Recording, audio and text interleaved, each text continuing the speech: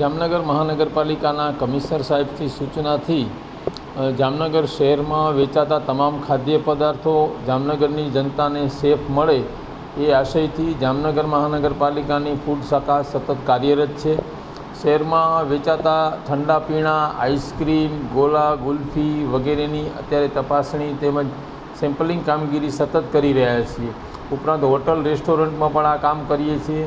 તેમજ કેરીના વિક્રેતાઓને ત્યાં કેરીમાં કાર્બાઇડ ન વપરાય એની સતત તકેદારી અમે લઈ રહ્યા છીએ। ઉપરાંત આજરોજ સવારના પાણાખાણ વિસ્તારમાં સોફ્ટ ડ્રિંકનું ઉત્પાદન કરતી એક પેઢીમાં સરપ્રાઇઝ ચેકિંગ કરીને ગોળીવાળી સોડા બનાવતી એપી બોટલિંગ નામની પેઢીમાં તપાસ કરતાં બોટલ ઉપર કોઈપણ પ્રકારનું લેબલ જોવા ન મળતા તેઓ ફૂડ લાઇસન્સ ધરાવતા હોવા છતાં FSSAIની જોગવાઈનું પાલન ન થતું હોય આ પેઢીનું ઉત્પાદન બંધ કરાવવામાં આવેલ છે। જ્યાં સુધી લેબલ પ્રોવિઝન કમ્પ્લીટ ન કરે ત્યાં સુધી ઉત્પાદન નહીં કરવા નોટિસ આપવામાં આવેલ છે।